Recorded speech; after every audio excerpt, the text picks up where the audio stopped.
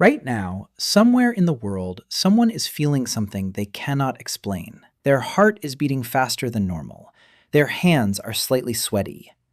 They keep thinking about one person over and over without meaning to. And they think this feeling just happened to them, like it came out of nowhere. It didn't. What they are feeling right now has a history.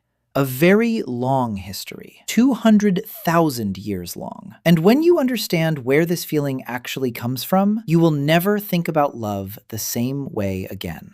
Let's go back, not 100 years, not 1,000 years, all the way back to a time before cities, before language, before music, before art, before everything we call civilization. Just open land, a small fire, and a group of people trying to survive another day. There were no restaurants to go to, no songs to send someone, no words to say, I like you, nothing, just a feeling, and no way to explain it. So how did it start? How did the very first love story on Earth actually begin? The answer starts with something you would never expect. It starts with a smell. Before ancient humans could see each other clearly across a dark savanna, before they could speak a single word, before any conscious thought of attraction existed, the nose was already working. Scientists at the University of Bern discovered something extraordinary. When women were asked to smell worn t-shirts of different men, and rate which smell they found most attractive, the result was shocking. They consistently chose the men whose immune system genes were most different from their own. Not the tallest,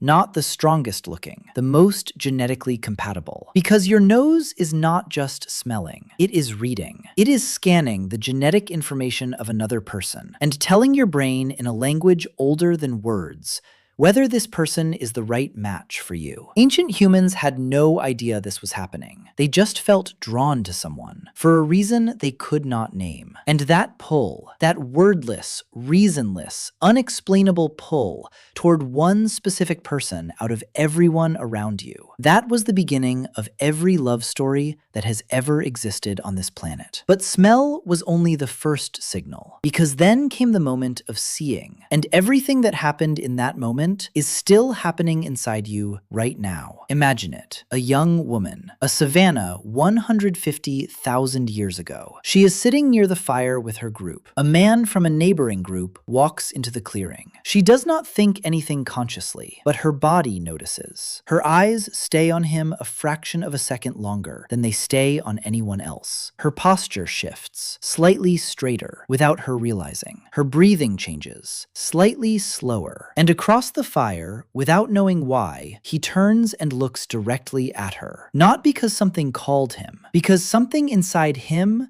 responded to something inside her. A signal older than any language ever spoken. Anthropologist Helen Fisher, who has spent 30 years studying the biology of love, calls this the first moment of human courtship. The moment the body decides, before the mind has any say in the matter. And here is the thing that should genuinely stop you. You have had this moment. Maybe last week, maybe last year, maybe you are in the middle of it right now. That moment when you are in a room full of people and something makes you look up and your eyes go directly to one specific person. You did not choose to look. You were called, just like she was, just like he was. 150,000 years ago, on a dark African savanna, the setting changed, the feeling did not. But feeling something was not enough in the ancient world. You had to show it. And in a world with no words, showing meant everything. So he did what ancient humans did when they wanted to say something they could not say. He brought something. Not flowers, not chocolates,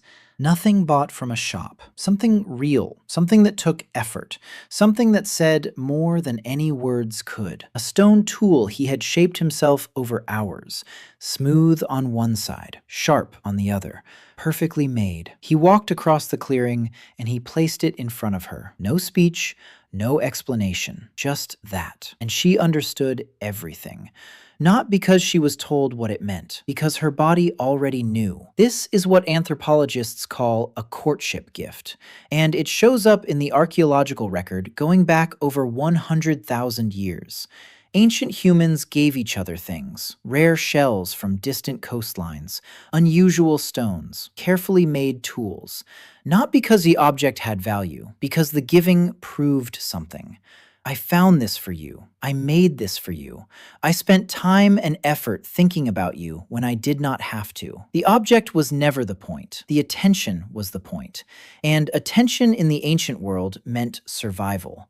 It meant someone had chosen you out of everyone around them. In a group of 30 people on an open savanna where danger could come from any direction, being chosen by someone capable and attentive was not just romantic, it was life-saving. So when she picked up that stone and held it, she was not just accepting a gift. She was answering a question that had no words. And then came the slowest, most patient part of all ancient love: the closing of distance. In a world with no privacy, no separate rooms, no way to be alone, two people who were drawn to each other would simply start sitting closer. Not suddenly, not dramatically, a little closer each day. Today, near the fire. Tomorrow, slightly nearer. The day after, close enough that their arms almost touched. The entire group watching. The entire group knowing. The entire group slowly accepting or rejecting what was forming in their midst. Because in the ancient world, there was no such thing as a private relationship. Love was a community event. Every elder watched. Every mother evaluated. Every friend gave their signal. And if the community accepted, something happened that no one planned and no one could explain. The two people began to move the same way, breathe the same way. Neuroscientists now call this physiological synchrony. When two people spend enough time in genuine connection, their brainwaves align, their heart rates begin to match, their stress hormones rise and fall together. Ancient humans had no name for this. They just felt it. That feeling of being completely known by another person, of not having to explain yourself, of existing next to someone and feeling somehow more complete than you did alone. That feeling is not modern romance invented by movies and songs. That feeling is 200,000 years old. It was felt by the first humans who ever walked this earth. And here is the last thing.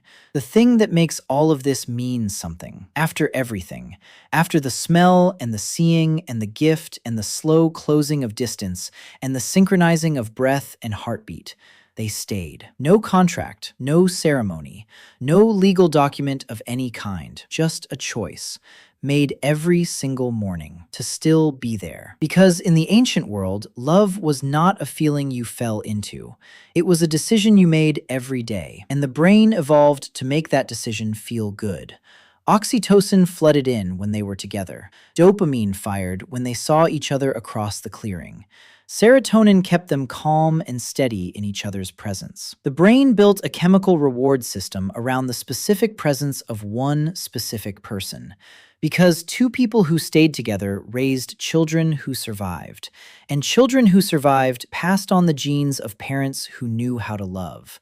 So love was not an accident of civilization. Love is the reason civilization exists. Every city ever built, every song ever written, every poem ever spoken, all of it is downstream of that first moment. A young woman by a fire 150,000 years ago. A young man walking across a clearing, eyes meeting for one fraction of a second longer than necessary, and something ancient and wordless and completely unstoppable beginning. That thing you felt, that thing you are maybe feeling right now. It did not come from nowhere. It came from the very beginning of everything, and it has been finding its way to you ever since.